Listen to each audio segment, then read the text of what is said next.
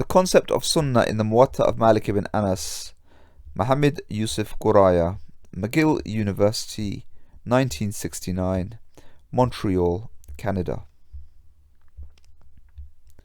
With the advent of Islam, societal structure changed.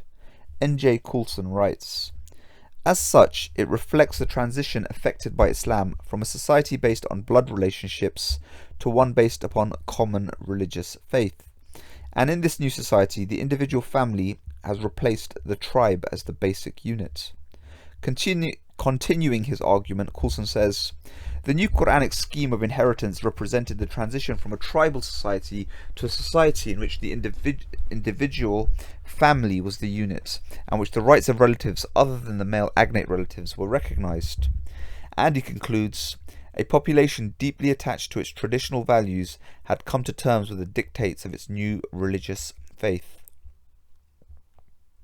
We have quoted the above authorities as evidence to establish the fact that the Prophet, as a single individual, had successfully replaced the Arabs' forefathers and also kahins. Kahins are soothsayers, and other authoritative sunnah-producing agencies, so far as they were considered the only valid and authoritative initiators and expounders of their normative sunnah. In the words of Professor Joseph Schatt, his position as Prophet, however, backed in the latter stages of his career in Medina by a considerable political and military force. It gave him a much greater authority than could be claimed by an arbitrator. He became a prophet lawgiver, but he wielded his almost absolute power not within but without the existing legal system. His authority was not legal but for the believers religious and for the lukewarm political. Professor Schatt hath further pointed out that the verb qada refers in the Qur'an regularly not to the judgment of a judge, but to a sovereign ordinance, either of Allah or of the Prophet. The verb is qada. Majid Kaduri, in his more emphatic terms, has explained the relation between the sovereign ordinance and its believers. He says, hence the term Islam, which means surrender or submission to Allah's will, reflects the nature of the relations between Allah as governor and his people, the believers as governed. According to Kaduri, this relation between the sovereign ordinance and the believers was on the basis of a compact of agreement. Islam was proposed by Muhammad to each individual, and the latter submitted to the divine will for his own welfare in the world and salvation in the next. Once this agreement was completed, the believer had no choice of his own but to submit to the sovereign ordinance pertaining to any problems, religious, social, political, etc. In a particular judgment of the Prophet, when there was bickering amongst the disputants, the following general ordinance was revealed in the Qur'an. But know, by thy Lord, they believe not until they make thee a judge of what is in dispute between them, then find not any straitness in their hearts as to that which thou decidest, and submit with full submission. In another very private domestic problem, when in spite of the active persuasion of the Prophet, Zainab, supported by her brother, refused to marry Zayd, the following general ordinance was revealed.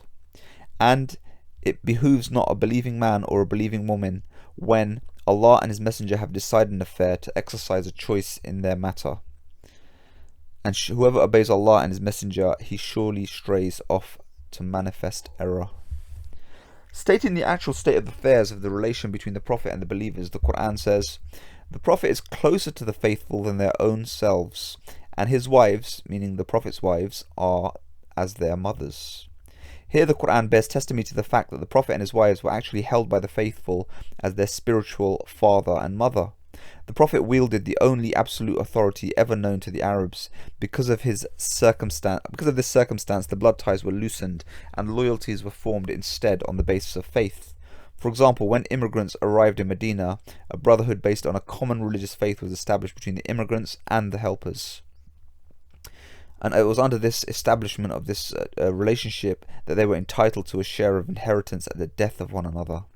Later, when under this religious enthusiasm the real heirs were deprived of their shares of the economic conditions of the immigrants improved, the Qur'an, through an ordinance, had to intervene to re-establish the ties of the actual relatives for the purpose of inheritance.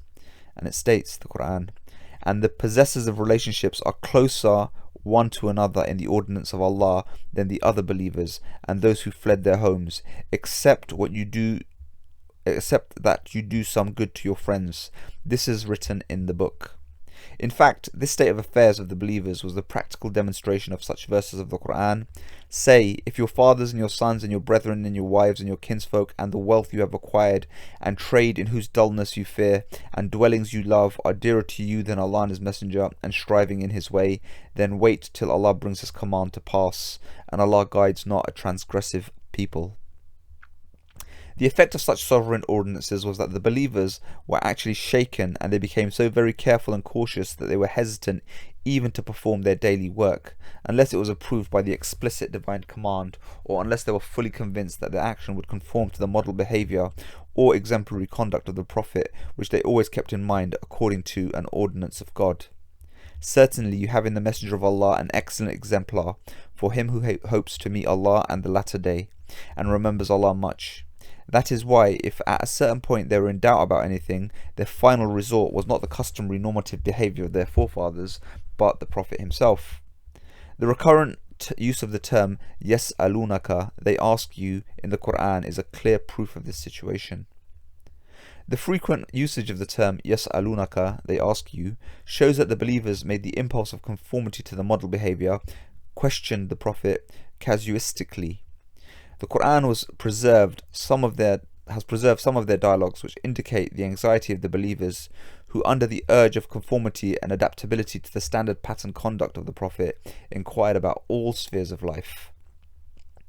They ask thee of the new moons as what they should spend, about fighting in the sacred month, about intoxicants, about games of chance, concerning orphans, about menstruation as to what is allowed them, about the hour when it will come to pass, about war booties, about the soul, about Dhul Qarnayn. They ask you about mountains.